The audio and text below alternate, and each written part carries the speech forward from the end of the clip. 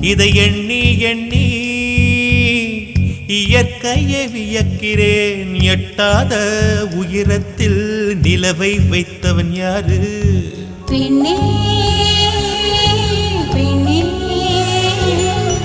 பூங்காற்று அறியாமல்